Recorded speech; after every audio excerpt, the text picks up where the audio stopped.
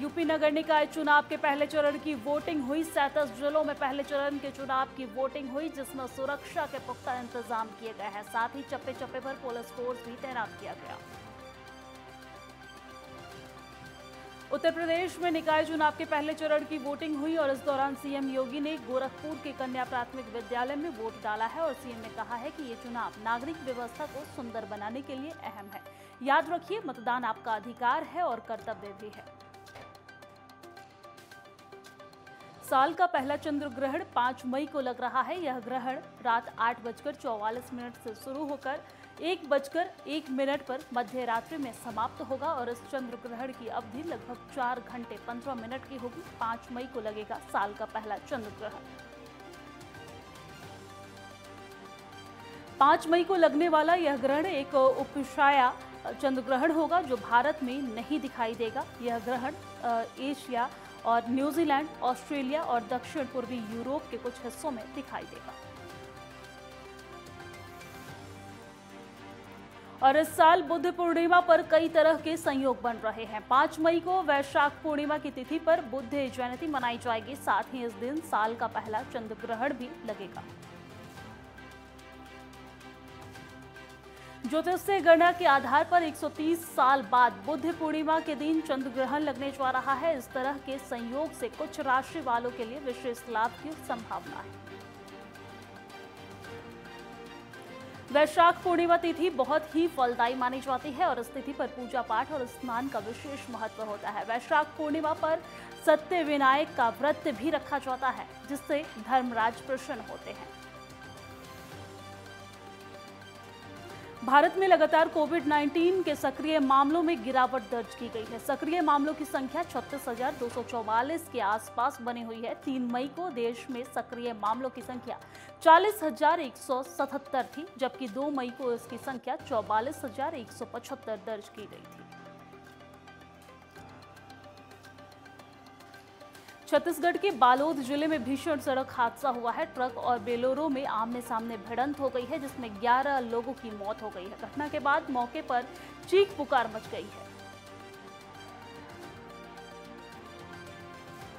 हादसे में बोलेरो के परखच्चे उड़ गए हैं। सभी लोग एक शादी समारोह से लौट रहे थे। सीएम भूपेश बघेल ने दुर्घटना पर शोक जताया है और मृतक परिवार के प्रति संवेदना व्यक्त की है। दिल्ली के जंतर मंतर पर हंगामा हुआ है। खिलाड़ियों और पुलिसकर्मियों के बीच विवाद हो गया है, जिसमें 2 खिलाड़ियों को चोट भी आई है। खिलाड़ियों ने पुलिसकर्मियों पर नशे में मारपीट और गाली गलौज का आरोप लगाया है। दिल्ली के जंतर मंतर पर धरना दे रहे पहलवानों के साथ हुई धक्का मुक्की के बाद माहौल गर्मा गया है। खाप संगठनों, किसान संगठनों, विभिन्न पार्टी के नेताओं और खेल प्रेमियों ने दिल्ली कूच करना शुरू कर दिया है। इसी के चलते राजधानी दिल्ली के तमाम बॉर्डर्स पर पुलिस ने सख्ती बढ़ा दी है। इस दौरान पहलवानों को समर्थन देने वाले लोगों को दिल्ली नहीं जाने दिया जा रहा है, उन्हें वापस भेजा जा रहा है। मुख्यमंत्री Pushkar Singh Dhami eco task force को सौगात देते हुए बोलेरो गाड़ियां और बाइक प्रदान की है, जिसे मुख्यमंत्री ने गढ़वाल राइफल के इको टास्क के कार्यालय पर हरी झंडी दिखाकर रवाना किया है। उत्तराखंड बागवानी विभाग ने 2 बोलेरो पिकअप और 10 बाइक इको टास्क फोर्स को सौंपी है। वहीं 10 बाइक और 2 बोलेरो पिकअप को सीएम धामी द्वारा फ्लैग ऑफ किया गया है। मुख्यमंत्री ने इको टास्क फोर्स के प्रयासों की सराहना की है। उत्तराखंड में बिना रोक टोक जमीन खरीद फरोख्त का काम चल रहा है, जिसके तहत प्रदेश सरकार ने एक बड़ा फैसला लिया है। प्रदेश में आपराधिक और असामाजिक तत्वों के लिए जमीन खरीदना अब मुश्किल हो जाएगा। प्रदेश में जो भी भूमि खरीदेगा उसकी पृष्ठभूमि की जांच की जाएगी। प्रदेश सरकार भूमि संबंधी कानून में इसका प्रावधान करने जा रही है और इस मामले में कैबिनेट बैठक में ये मामला उठा है, जहां पर मुख्यमंत्री ने सभी मंत्रियों के सामने सरकारी भूमि पर हो रहे अतिक्रमण का विषय रखा है। मुख्यमंत्री ने प्रदेश में जमीन खरीद फरोख्त के नियमों को और ज्यादा कठिन बनाने की बात भी कही है, जिसके बाद सरकारी भूमि को अतिक्रमण से बचाने और भूमि खरीद से पहले सत्यापन एवं जांच के लिए अध्यादेश लाने पर सहमति बनी है। राहुल गांधी को रांची एमपी एमएलए कोर्ट से बड़ा झटका लगा है। रांची की विशेष अदालत ने राहुल गांधी द्वारा दाखिल व्यक्तिगत उपस्थिति से छूट की अर्जी को खारिज कर दिया है। प्रदीप मोदी ने राहुल गांधी के खिलाफ मोदी उपनाम यानी कि सरनेम पर टिप्पणी को लेकर मानहानि का केस किया था, जिस पर कोर्ट में सुनवाई चल रही है। कोर्ट में मामले पर राहुल गांधी के अधिवक्ता कौशिक सरखेल ने बताया है कि कोर्ट के इस फैसले को वह झारखंड हाई कोर्ट में चुनौती देंगे। भगवान महमदेश्वर की यात्रा का आगाज 18 मई को ओमकारेश्वर मंदिर से होगा। मंदिर समिति ने डोली के धाम रवाना होने की तैयारियां शुरू कर दी है। आगामी 22 मई से भगवान माहेश्वर के कपाट खोल दिए जाएंगे।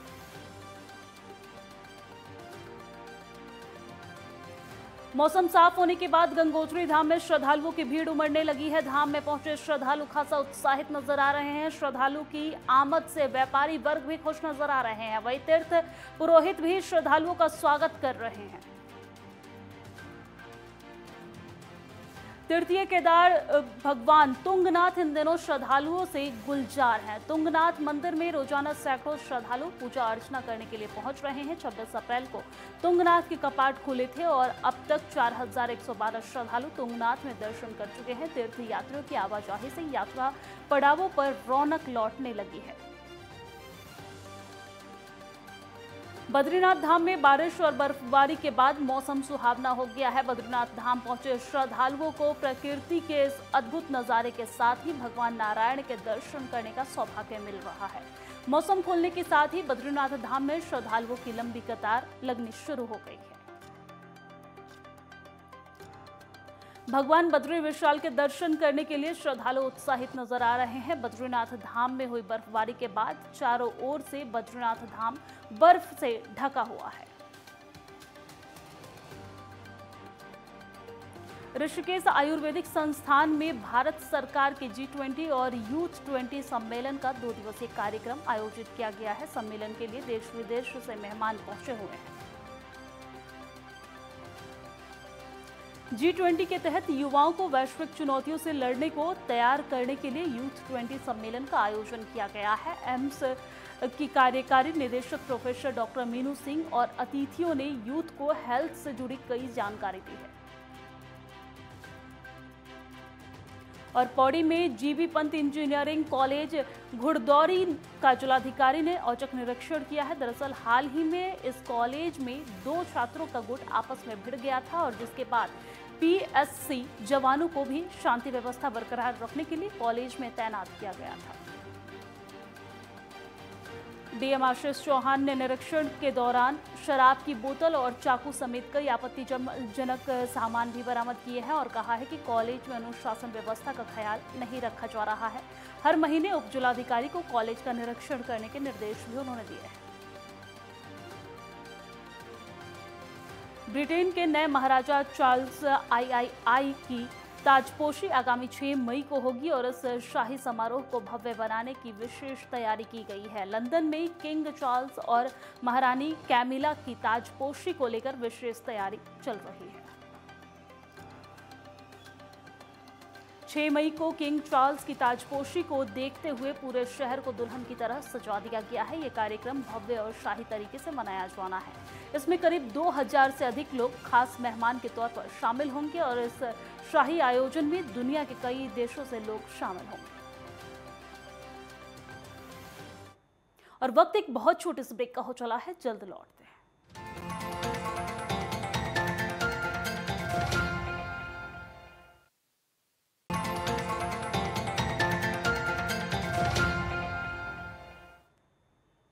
ब्रेक के बाद स्वागत है आप सभी का संगम एक्सप्रेस में। आगे बढ़ते हैं। हल्द्वानी में नशे के खिलाफ पुलिस का अभियान जारी है। पुलिस ने और एसओजी की टीम ने चेकिंग के दौरान एक स्मैक तस्कर को गिरफ्तार किया है, जिससे 68 ग्राम स्मैक बरामद किया गया है। पुलिस ने आरोपी के खिलाफ सुसंगत धाराओं में मुकदमा दर्ज कर कार्रवाई शुरू कर दी है। पटियाला में बाइक सवार व्यक्ति ने एक व्यक्ति की गोली मारकर हत्या कर दी है। घटना के बाद इलाके में हड़कंप मच गया है। वहीं पुलिस आसपास में लगे सीसीटीवी चेक कर रही है। पुलिस ने आरोपी को जल्द ही गिरफ्तार करने का दावा किया है। और इस वर्ष को अंतर्राष्ट्रीय पोषक अनाज वर्ष के रूप में मनाया जा रहा है। और इसी कड़ी में महाराष्ट्र सरकार विभिन्न अनाज उत्पादन और अनाज की गुणवत्ता के मुद्दे पर ध्यान केंद्रित कर रही है, जिसको लेकर नासिक संभाग स्तर पर खरीफ सीजन पूर्व बैठक का आयोजन किया गया है। और इस बैठक में राज्य के कृषि मंत्री अब्दुल सत्तार मौजूद रहे हैं। फिरोजाबाद में निकाय चुनाव को लेकर मतदान हुआ है। मतदान केंद्रों पर सुरक्षा के कड़े इंतजाम किए गए थे। डीएम रवि रंजन और एसएसपी आशीष तिवारी ने मतदान केंद्र का जायजा लिया था। यूपी में निकाय चुनाव के पहले चरण के लिए मतदान हुआ है और यूपी के राज्य मंत्री रविंद्र जायसवाल ने खोजवा स्थित मतदान केंद्र में वोट डाला है। रविंद्र जायसवाल ने कहा है कि वाराणसी में विकास कार्य तेजी से हो रहे हैं। मंत्री ने निकाय चुनाव में बीजेपी की जीत की उम्मीद जताई है।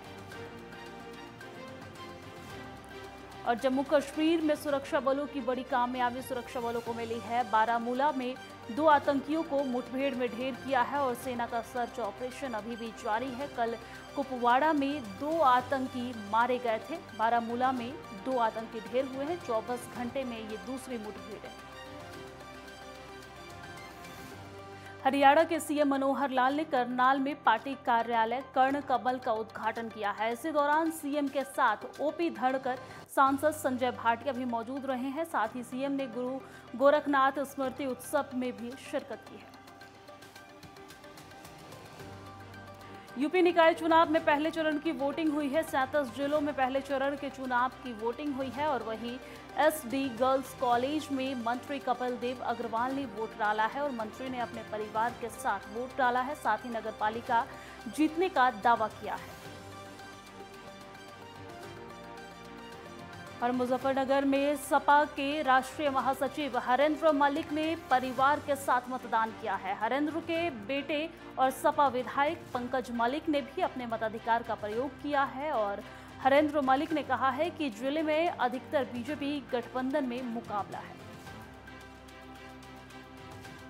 चर्चित जमीन घोटाला मामले में रांची के पूर्व डीसी और समाज कल्याण विभाग के निदेशक रहे छवि रंजन से ईडी एक बार फिर दोबारा पूछताछ कर सकती है। छवि रंजन दूसरी बार ईडी के रीजनल दफ्तर पहुंचे। और Bihar state junior under 19 ranking badminton tournament में नवादा के लाल राज आर्यन ने इतिहास रचा है, जिसके तहत डीएम उदिता सिंह ने राज आर्यन को सम्मानित किया है। बैडमिंटन प्रतियोगिता में राज आर्यन ने एक ही मैच में 3 खिताब जीते हैं। डीएम उदिता सिंह ने लिटिल बैडमिंटन स्टार राज आर्यन को देश का नाम रोशन करने के साथ ही उज्जवल भविष्य की शुभकामनाएं दी है। पिथौरागढ़ में राजकीय नर्सिंग कॉलेज में प्रतिज्ञा समारोह का आयोजन हुआ है, जिसमें पिथौरागढ़ की डीएम रीना जोशी बतौर मुख्य अतिथि शामिल हुई हैं। जिलाधिकारी ने दीप प्रज्वलित कर समारोह का शुभारंभ किया है। डीएम रीना जोशी ने नर्सिंग के छात्रों के साथ अपने कार्यों को पूरी निष्ठा से करने की शपथ ली है और समारोह में छात्र छात्राओं ने रंगारंग सांस्कृतिक कार्यक्रम भी प्रस्तुत किए हैं। उत्तराखंड में बोर्ड परीक्षा के मूल्यांकन का काम पूरा हो चुका है, जिसके बाद अब उत्तराखंड बोर्ड रिजल्ट घोषित करने की तैयारियों में जुट गया है। उत्तराखंड बोर्ड के अपर सचिव ब्रजमोहन सिंह रावत का कहना है कि माने तो महीने के आखिरी तक रिजल्ट घोषित किया जा सकता है। कांग्रेस ने पूर्व विधानसभा अध्यक्ष प्रेमचंद अग्रवाल द्वारा की गई मारपीट की घटना की एक बार फिर से कड़े शब्दों में निंदा की है और कांग्रेस ने कहा है कि कानून हाथ में लेकर प्रदेश को शर्मसार किया गया है। और कांग्रेस ने राज्यपाल को ज्ञापन भेजकर प्रेमचंद को मंत्रिमंडल से बर्खास्त करने की मांग की है। और इसी के दौरान जिलाध्यक्ष भगवत सिंह दसीला के नेतृत्व में कार्यकर्ता कलेक्ट्रेट पहुंचे हैं, जहां नारेबाजी के साथ ही प्रदर्शन किया गया है। कांग्रेस ने कहा है कि कैबिनेट मंत्री अग्रवाल का असली चेहरा सामने आ गया है। बागेश्वर में अर्ध लघु कुंभ का शुभारंभ हो गया है। विधायक सुरेश गढ़िया, जिला पंचायत और जिलाधिकारी ने दीप प्रज्वलित कर कार्यक्रम का शुभारंभ किया है। अर्ध कुंभ उद्घाटन से पहले महिलाओं ने भव्य कलश यात्रा निकाली है। विधायक सुरेश गढ़िया ने राम यज्ञ में प्रतिभाग कर पुण्य का लाभ उठाने की अपील श्रद्धालुओं से की है। वहीं जिलाधिकारी अनुराधा पाल ने कहा है कि पहली बार अर्ध लघु कुंभ का आयोजन किया जा रहा है, जिसमें अधिक से अधिक लोग पहुंचे और जिससे धार्मिक पर्यटन बढ़ेगा और वहीं स्वरोजगार को भी बढ़ावा मिलेगा। फिरोजाबाद में पोलिंग बूथ पर 8 फर्जी वोटरों को पकड़ा गया है। फर्जी वोटरों में 4 महिलाएं और 4 पुरुष शामिल हैं। मुजफ्फरनगर में फर्जी वोटरों पर कार्रवाई की गई है। पुलिस ने 2 अलग अलग जगहों से वोटर पकड़े हैं और एक वोटर को चरथावल से पकड़ा गया है, जबकि दूसरे वोटर को शाहपुर में पकड़ा गया है। और बस्ती में रॉन्ग साइड से जा रहे ट्रेलर से बाइक सवार युवक को टक्कर मार दी है और हादसे में युवक की मौके पर ही मौत हो गई है। आक्रोशित परिजनों ने हाईवे पर जाम लगा दिया है। पुलिस ने शव को कब्जे में लेकर जाम खुलवाया है। मामला कोतवाली थाना क्षेत्र के मुडघाट चौराहे का बताया जा रहा है। मुजफ्फरनगर में 2 पक्षों में जमकर मारपीट का वीडियो वायरल हो रहा है। रोडवेज बस चालक और कार चालक में मारपीट हुई है। गाड़ी पीछे हटाने को लेकर 2 पक्षों में विवाद हुआ है। पुलिस ने दोनों पक्षों के लोगों को हिरासत में ले लिया है। मामला भोपा थाना क्षेत्र के बेलडा बस स्टैंड का बताया जा रहा है। हमीरपुर जिले में घर में घुसकर प्रेमी ने प्रेमिका को गोली मार दी है। इलाज के दौरान झांसी मेडिकल कॉलेज में प्रेमिका की मौत हो गई है। घटना के बाद परिजनों में कोहराम मच गया है। पुलिस ने आरोपी को गिरफ्तार कर लिया है। मामला राट कोतवाली इलाके के बसेला गांव का बताया जा रहा है। दिल्ली के जंतर मंतर पर पहलवानों के धरना स्थल पर लगे टेंट में शॉर्ट सर्किट हुआ है और इसी दौरान आग लग गई है। समय रहते ही ध्यान दिया गया, जिससे कि एक बड़ा हादसा होते होते टल गया है। अमरोह के कई इलाकों में मूसलाधार बारिश हुई है। बारिश के साथ ही कई इलाकों में ओलावृष्टि भी हुई है और जिसके बाद किसान काफी परेशान हैं, क्योंकि इस तेज बारिश से आम की फसल को नुकसान की संभावना है। इसलिए आम व्यापारी खासे परेशान हैं। जम्मू कश्मीर के कुपवाड़ा में सेना और एसओजी ने एलओसी पर घुसपैठ की कोशिश को नाकाम किया है। पुलिस ने 2 आतंकवादियों को मार गिराया है और उस दौरान पुलिस ने दोनों से 2 AK-47, 6 मैगजीन और 2 हथगोले बरामद किए हैं। सीएम मनोहर लाल जनसंवाद कर जनता की समस्याओं को सुन रहे हैं और तत्काल उनका समाधान भी कर रहे हैं। कुरुक्षेत्र के अभिमन्युपुर से ग्रामीणों ने गांव से कुरुक्षेत्र विश्वविद्यालय और करनाल तक बस सेवा शुरू करने की मांग की है। सीएम ने परिवहन निगम के अफसरों को रूट बनाकर बस सेवा शुरू करने के निर्देश दिए हैं। महज 24 घंटे में बस सेवा शुरू कर दी गई है, जिस पर ग्रामीणों ने मुख्यमंत्री का आभार प्रकट किया है।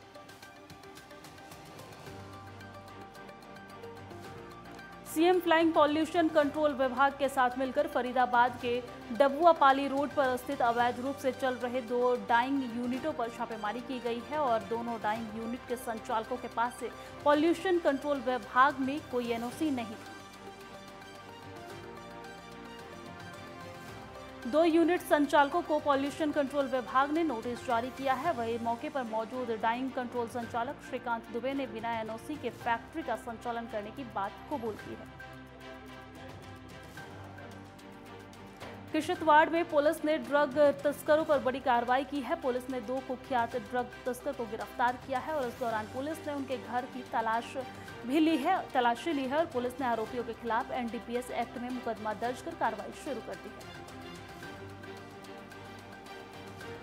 फरीदाबाद सीएम फ्लाइंग की टीम ने मुखबिर की सूचना के आधार पर 3 राशन डिपो पर छापेमारी की कार्रवाई को अंजाम दिया है और इस छापेमारी के दौरान टीम को राशन वितरण में भारी गड़बड़ी मिली है। इस मामले में राशन डिपो धारक के खिलाफ खाद्य आपूर्ति विभाग के अधिकारी ने मामले की लिखित शिकायत गतपुरी थाना पुलिस में दर्ज कराई है। फिलहाल शिकायत के आधार पर पुलिस ने आगे की कार्रवाई शुरू कर दी है।